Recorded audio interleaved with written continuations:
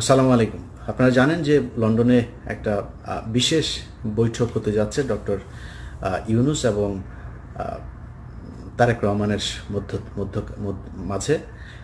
এই বৈঠকটা নিয়ে নানান ধরনের ষড়যন্ত্র শুরু হয়েছে এরই মধ্যে। এখানে সরকারের ভেতরে একটা পক্ষ আছে, যেই পক্ষটা দুই দিকে খেলার চেষ্টা করে। এর মধ্যে সবচাইতে বড় গালসাপ হচ্ছে আসিফ নজরুল এবং মনির হায়দার। মনির হায়দার হচ্ছে পৃথিবীর সবচাইতে বড় ধরনের একটা ভদ্র বাটপার যাদেরকে বলে। এই বাটপারির যদি পিএইচডি বা পোস্ট ডক্টরেট যদি করা লাগে তার কাছ থেকে করতে হবে। এত সুন্দর, এত ভদ্র, নম্রভাবে আপনারা বুঝতেই পারবেন না আপনারা কি বললো। ধরেন আমার সম্পর্কে সে একজনের কাছে বাজে কথা বলবে না, ইলিয়াস ছেলেটা কিন্তু ভালো, হ্যাঁ ছেলেটা ভালো, কিন্তু সমস্যা হচ্ছে ও মাঝে মধ্যে বিভিন্ন মেয়ে মানুষ নিয়ে তারপরে মদ খায়, মেয়েদের সাথে যখন মিলে তখন একটু মদ খায়, হ্যাঁ কিন্তু ছেলে কিন্তু ভালো। কখনো ধরেন আমার কাছে যদি আমি যাকে পছন্দ করি না, আমার কাছে জিজ্ঞেস করবেন, আমি ভাই ডাইরেক্ট বলে দিই, যা বলা তাকে বলে তারে দিয়ে হবে না। বিশাল গভীর জলের এক মাছ। এরা সব শেষ যখন কিনা সিটি কর্পোরেশনের এই যে গ্যাঞ্জাম হইল, আমি খুব দায়িত্ব নিয়ে বলছি, ইশরাক এই ধরনের ছেলে না যে আপনারা আজ পর্যন্ত দেখেন না ইশরাকের এই চরিত্র, যে জোর করে যায় তালা ভাঙবে, জোর করে যায় নিজেই শপথ নিয়ে তারপরে মেয়র হয়ে যাবে। এই চরিত্র ইশরাকের আপনি জীবনে কোনোদিন দেখেন নাই, এবার দেখেছেন। কেন দেখেছেন? এর পেছনে অনেক কারণ আছে। আমি সব কিছু আপনাদের সামনে বলছিও না, ওইটা নিয়ে ভিডিও করছিও না, যেহেতু আমি এটা ওই আলোচনায় যাচ্ছি না। বাট এই বৈঠকটা হয়েছে উপদেষ্টা পরিষদের।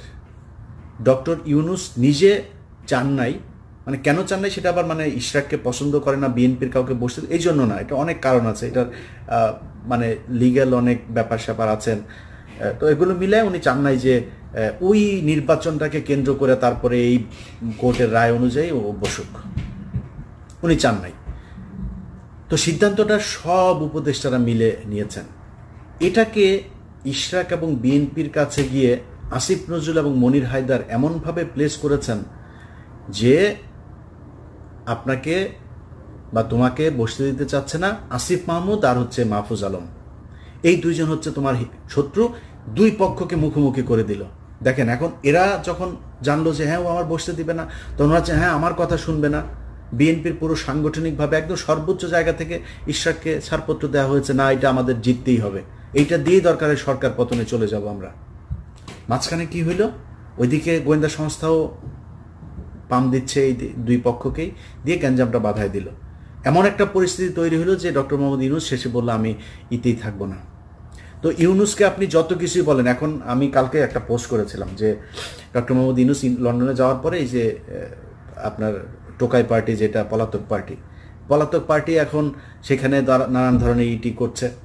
সারা জীবন বিএনপির কাছে কিন্তু লন্ডনে সারা জীবন মার খেয়েছে ওইখানে, এবার তারা বিশাল আকারে তো আমি এটা পোস্ট করেছিলাম যে বিএনপির উচিত ডক্টর মোহাম্মদ ইউনূসের ইয়েতে থাকা। তো বিএনপির অনেক মানুষজন আবার এটাকে করেছেন যে বিএনপি এখন কেন থাকবে, বা বিএনপি এই জন্যই থাকবে কারণ এই ডক্টর মোহাম্মদ ইউনূস যদি নাকি এই গত 10 মাস না থাকতো তাহলে পরিস্থিতি অন্যরকম হইতে পারত, সেটা কাইন্ড অফ আমছালা সব যাওয়ার মতো অবস্থা হইতো। আবার স্টুডেন্টদের সাথে আপনি দুর্নীতি করছে, এই যে আপনার কি এই যে হান্নান মাসুদকে নিয়ে আলোচনা হচ্ছে, দুর্নীতি করছে তো অনেকেই দুর্নীতি করছে, করে না কে আমার এইটা বলেন, যে ওই দলের এই ব্যক্তি এই পর্যন্ত ক্ষমতায় ছিল, করে নাই, করে তো। এই ছেলের তো আপনার জুলাইতে তার যে অবদান, এটা ভুলে যেতে পারবেন না। তো এই জায়গায় রেসপেক্ট রাখতে হবে। এদের কারণে আপনি আজকে অনেক কিছু পেয়েছেন, অনেক কিছু সহজ হয়েছে, এটা মাথায় রাখতে হবে। তো আপনি এখন মনে করছেন যে না আমরা কেন থাকবো, বিএনপি কেন থাকবে, বিএনপি এই জন্যই থাকবেন, আওয়ামী লীগের প্রশ্নে আমাদের সবাইকে এক থাকতে হবে, এই জন্যে থাকবেন। তো এটা নিয়ে বেশ হচ্ছে। এই যে দুই পক্ষের ভেতরে দ্বন্দ্ব তৈরি করে দেওয়ার চেষ্টা, এটা এই ইশরাকের সময় থেকে শুরু করে এই এখনো হচ্ছে। এখন নতুন করে যেটা হচ্ছে সেটা হচ্ছে যে তারেক রহমানের এই যে বৈঠক, বিভিন্নভাবে বিভিন্ন জায়গায় বিভিন্ন জনকে ম্যানুয়ালি এগুলো পুশ করা হচ্ছে যে এটা তারেক রহমান চেয়েছে। দুই একটা এই সোশ্যাল মিডিয়াতেও চলে এসছে যে তারেক রহমান চেয়েছে, গণমাধ্যমেও দুই এক জায়গায় দেওয়া হয়েছে এইভাবে যে তারেক রহমান চায় এই বৈঠক হোক। তারেক রহমান এই বৈঠক হোক এটা চায় নাই। আমি একদম দায়িত্ব নিয়ে বলছি, তারেক রহমানকে অনেকভাবে রিকোয়েস্ট করে তাকে রাজি করানো হয়েছে। স্থায়ী কমিটির সদস্যের বিভিন্ন জনের কাছ থেকে একাধিক উপদেষ্টা গিয়ে তারপর তারেক রহমানকে রাজি করানো হয়েছে। তারপরে তারেক রহমান রাজি হয়েছে। এখন তারেক রহমান রাজি হয়েছে, তারেক রহমান রাজি না হইলে খুব ভালো হইতো, তারেক রহমানকে আমি ভালো বলতাম। নো, তারেক রহমান যে রাজি হয়েছে এটাই ঠিক করেছে। এবং যারা প্রপোজাল দিয়েছে, উপদেষ্টারা হোক, ডক্টর ইউনূস হোক, যারা প্রপোজাল দিয়েছে ভাই ছোট হয়ে যায়নি তারা। আমি মনে করি যারা প্রপোজাল দিয়েছে তাদের পক্ষেই থাকা উচিত, সেই ভালো কাজ করেছে। কারণ বিএনপি এবং ডক্টর মোহাম্মদ ইউনূস এই দুইটার মাঝখানে ফাটল তৈরি হলে তৃতীয় পক্ষ এখানে ঢুকবেন, অথবা আমরা সেটা চাই না।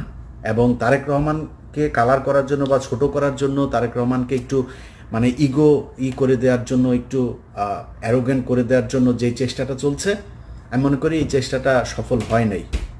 যে কারণেই বৈঠকটা হচ্ছে এবং আমার মনে হয় ফলপ্রসূ একটা, এই গেল কয়েকদিনে আমাদের যে সংকট ছিল সেই সংকটগুলো আর থাকবে না।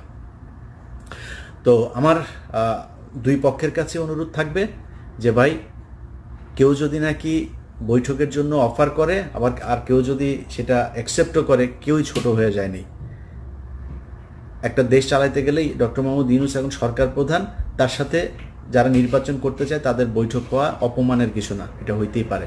কিন্তু যারা করতে চাচ্ছে বিষয়গুলো, যে তারেক রহমান খুব অসহায়, তারেক রহমানের একদম মানে ইচ্ছা হচ্ছে যে এখন তারেক রহমান এই করতেই চায়, এরকম এটা বলে যারা তারেক রহমানকে ছোট করার চেষ্টা করছে বা বৈঠকটা বাতিল করার চেষ্টা করছে, আমার মনে হয় তাদের এই কুয়াশাটা হবে না, মানে সফল হবে না। এবং হয় নাই দেখি বৈঠকটা হইতে যাচ্ছে।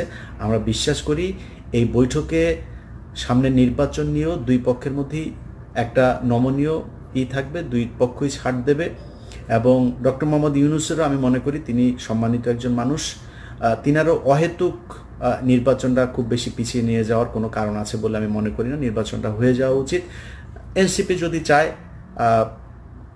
যে নির্বাচন করবে, ডক্টর মোহাম্মদ ইউনূস যদি সেটার প্রধান হিসাবেও থাকতে চায়, নির্বাচন করুক। বাংলাদেশের মানুষ তাদেরকে যদি চায় তারা আসবে, বিএনপিকে চাইলে বিএনপি আসবে। সো আমার মনে হয় নির্বাচন আর এই সংস্কার, এই দুইটাকে সাংঘর্ষিক একটা জায়গায় না নিয়ে নির্বাচন নিয়ে একটা সংস্কার অলরেডি 10 মাস হয়েছে। আমার মনে হয় এর ভেতরে অনেকগুলো কাজ হয়েছে। এখন নতুন করে আরও যেই কয়দিন সময় হাতে আছে, এই কয়দিন এটা আমার মনে হয় 1 মাসেই সম্ভব। 1 মাস হিউজ টাইম। 30 দিনে এই ধরনের সংলাপ করে একটা সুনির্দিষ্ট জায়গায় পৌঁছানো যায়। সো আমি মনে করি একদম যেটা দরকার, কিভাবে নির্বাচন হবে, পরবর্তী 5 বছর পরে কিভাবে সরকার পরিবর্তন হবে, এই জিনিসগুলো ঠিক করে নির্বাচনে চলে যাওয়া দরকার। সেটার জন্য আমি মনে করি না যে এপ্রিল বা জুন পর্যন্ত কোনো সময়ের দরকার আছে। বিএনপি যেহেতু চাচ্ছে, আমার মনে হয় ডিসেম্বরের মধ্যে নির্বাচন দেওয়া সম্ভব। অ্যাটলিস্ট ডিসেম্বরে যদি তফসিল ঘোষণা করা হয়, জানুয়ারি বা ফেব্রুয়ারির ভেতরে, বাই ফেব্রুয়ারি নির্বাচনটা হয়ে যাওয়া উচিত। অতএব বিএনপি এবং ডক্টর মোহাম্মদ ইউনূস দুই পক্ষের কাছে অনুরোধ থাকবে, আপনাদের একটা সিদ্ধান্তের উপর বাংলাদেশের অনেক উন্নতি হতে পারে, ক্ষতিও হতে পারে। সো আপনারা সেই সিদ্ধান্তগুলো খুব সাবধানতার সাথে নেবেন বলে আমরা বাংলাদেশের মানুষ বিশ্বাস করি। সবাই ভালো